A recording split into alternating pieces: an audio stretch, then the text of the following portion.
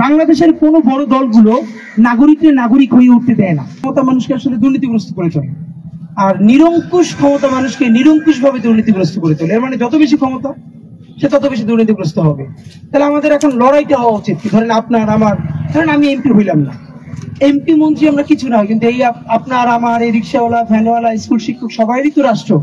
তাহলে এখন আমরা করবোটাকে, আমাদের করার কথা হলো আমরা এমন একটা রাষ্ট্র বানাবো সবাই মিলে, যেই রাষ্ট্রে রাষ্ট্রই প্রধান হয়ে উঠবে, কোনো ব্যক্তি না। এখানে প্রতিষ্ঠানগুলো প্রধান হয়ে উঠবে। এখানে ব্যক্তি চাইলেই অনেক, দেখেন আজকে আমরা আমেরিকা ইউরোপের অনেক সমস্যা তো আছে, নিশ্চয়ই আছে, কিন্তু এরপরেও তাদের যতটুকু ডেভেলপমেন্ট, যে খেয়াল করেন যে আমেরিকার প্রেসিডেন্ট, তিনি তাদের যে ফরেন পলিসি, এইখানে তিনি যত শক্তিশালী ভূমিকা নিতে পারেন, তিনি চাইলেই ভিতরে অত পাওয়ার এক্সারসাইজ করতে পারেন না। যার প্রমাণ হইল মামদানির বিরুদ্ধে তো ট্রাম্পের একদম সরাসরি অবস্থান ছিল, এরপরেও কিন্তু সেখানে মামদানি জিততে পারে। এর মানে হলো আমাদের যেটা এখন সব থেকে বড় লড়াই, আমাদের রাষ্ট্রীয় প্রতিষ্ঠানকে দলের প্রতিষ্ঠান বানানো যাবে না। এই যে ধরেন পিএসসি, যেখানে বিসিএস দিয়ে নিয়োগ হয়, পাবলিক সার্ভিস কমিশন, এই যে নির্বাচন কমিশন, আমাদের যত সাংবিধানিক প্রতিষ্ঠানগুলো আছে, এই যে সুপ্রিম কোর্ট, কে বলতে পারবে যে বাংলাদেশের এই যে জুডিশিয়ারি, আইন ব্যবস্থা, বিচার ব্যবস্থা, এইটা দলীয়করণ মুক্ত আমরা করতে পেরেছি? এখন আমরা যদি সবাই মিলে এমন একটা রাষ্ট্র বানানোর লড়াই শুরু করতে পারি যে ক্ষমতায় যেই আসুক ওই প্রতিষ্ঠানগুলোকে প্রতিষ্ঠানের মতো ফাংশন করতে দিতে হবে, তাহলেই কিন্তু, এবং একজনের হাতে একজন, এমনকি রাষ্ট্রপতি একটা দুইটা কাজ ছাড়া বাকি সমস্ত কাজ প্রধানমন্ত্রীর পরামর্শ নিতে বাধ্য। তাহলে এই রাষ্ট্রপতি পালার তো কোনো দরকার নাই, এর তো কোনো ক্ষমতা নাই। তো কিন্তু ভারতের একটা প্রশংসা আমি করি, সেটা আজকে আবারও বলি, সেটা হলো ভারতের এত খারাপ কিছুর মধ্যে আপনি দেখবেন যে তাদের প্রতিষ্ঠানগুলো কিন্তু দাঁড়াই গেছে। যেমন দেখেন মোদির বিরুদ্ধে অনেক ধরনের অভিযোগ, সে যেটা করতেছে এরকম সত্য, কিন্তু এই অভিযোগ কিন্তু তার বিরোধী দলও করতে পারে না যে তারা দিনের ভোট রাতে নেয়। এর মানে ওইখানের ইলেকশন সিস্টেমটা ন্যূনতম দাঁড়াইছে। ওখানে পলিটিক্যাল পার্টি যারাই ক্ষমতায় থাকুক, তারাই প্রত্যেকটা রাষ্ট্রীয় প্রতিষ্ঠানকে এত ম্যানিপুলেট করতে পারে না। কিন্তু বাংলাদেশের যেটা আমরা পারি নাই। এই জন্য এখন আমাদের যেটা সব থেকে বড় লড়াই, যে আমরা একটা ইনসাফের রাষ্ট্র বানাবো। আর আমাদেরও একটা সমস্যা আছে, আমাদের সমস্যা হলো আমরা তো কোনো সময় কারো কাজ পছন্দ করি না, আমরা ব্যক্তিকে হাইলাইট করি, আমরা দলকে হাইলাইট করি, আমরা প্রার্থীকে কোনোদিন তার গুণ খুঁজি না, আমরা মার্কা খুঁজি। সবাই তো ভাই মার্কা কি জানিস, ভাই মার্কা কি দাঁড়িপাল্লা, আগে বলছে মার্কা কি নৌকা, তাতে কালাচোর দাঁড়াইলেও হয়ে যাবে, এটা কেমন কথা ভাই?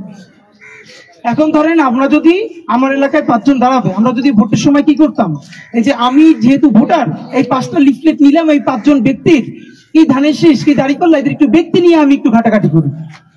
এইরকম সবাই যদি ব্যক্তিকে কেন্দ্র করে ভোটটা দিত, তাহলে এখান থেকে যারাই নির্বাচিত হইতো, ন্যূনতম একটু, যদি চোর 5 জনই চোর হয়, এর মধ্যে একটু কম চোর সে সংসদে যাইতো। কিন্তু আমরা তো সেটা করি না। আমরা এবং এই মার্কা দেখে ভোট দেওয়ার কারণে কি করে দলগুলো কোটি কোটি টাকায় মার্কা বেচে, তারা ভালো মানুষের মার্কা দেয় না। এখন আমাদের বড় লড়াইটা হলো যে আমরা একটা রাষ্ট্র বানাবো। এখন পর্যন্ত এটা আমাদের রাষ্ট্র হয় নাই, এটা নাগরিকের রাষ্ট্র হয় নাই।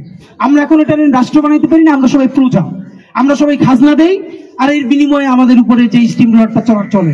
এখন আমাদেরকে এই যে নাগরিক হয়ে ওঠা, এখন ধরেন এই কথাগুলো যে বলতেছি না, এগুলো তো অনেকের কাছে দুর্বোধ্য মনে হবে। আমাদের লড়াইটা এই কথাটা সহজ করে রিক্সাওয়ালা, ভ্যানওয়ালার কাছে গিয়ে বলা। আপনাদেরকে একটা প্রশ্ন শুধু বলি, এটা আজকে আপনারা আবার প্রমাণ করে দেখতে পারেন যে অনেক ভ্যানওয়ালা, রিক্সাওয়ালা তো দূরের কথা, এমনকি স্কুল শিক্ষক, এদেরকে আমরা জিজ্ঞেস করছি, ভাই আপনি কি ট্যাক্স দেন? একটু চিন্তা করে বলেন, আমি তো ট্যাক্স দিই না। এখন আমাদের দেশে ঢুকানো হয়েছে মনস্তত্ত্বে, ট্যাক্স দেয় শুধু যারা ট্যাক্স পেয়ার, বড় লোক, মানে রিটার্ন সাবমিট করে বছরে একবার। অথচ এই যে বাচ্চাটা আজকে জন্মগ্রহণ করলো, একদম মৃত্যু পর্যন্ত না, মৃত্যুর পরেও একটা নাগরিক এই দেশে ট্যাক্স দেয়। আপনি বলবেন মৃত্যুর পরে কেমনি? আপনি মৃত্যুর পরে যে কাপড়ের কাপড়টা কেনে, এটার মধ্যেও ভ্যাট ট্যাক্স আছে। এই যে খাটিয়াটা কেনে, মোমবাতি কিনে, আগরবাতি কেনে, তার মধ্যেও ট্যাক্স আছে। এখন এই যে আমরা ভ্যাট দেই, দেখেন 5 টাকার একটা জিনিস কিনলো, এই যে রিক্সাওয়ালা বাড়িতে 10 টাকার কথা বলে, 10 টাকার মধ্যে মিনিমাম তো 3 টাকা ভ্যাট ট্যাক্স, ওইটাকে ঠিক করেই কল রেটটা ঠিক করা হয়। এখন আমার দেশের যখন কোটি কোটি মানুষ জানেই না সে ট্যাক্স দেয়, তাহলে আপনি কেন জানাবেন যে আপনি এই রেস্টুরেন্টে টাকা দেন, আপনার টাকায় রাষ্ট্র চলে? তো সে যদি নাই জানে আমি টাকা দিই, সে মালিকানা বুঝবে কেমনি? তো আমাদের এখন প্রথম লড়াই হলো প্রত্যেকটা মানুষের কাছে যাওয়া, রিক্সাওয়ালার বুঝানো যে জানুয়ারি থেকে ডিসেম্বর আপনি প্রতি বছরে কমপক্ষে এত টাকা রাষ্ট্রে দেন। আপনারা যেটা, সে তো ভ্যাটও জানে না, কিন্তু ভ্যাটই তো ট্যাক্সের সব থেকে বড় উৎস।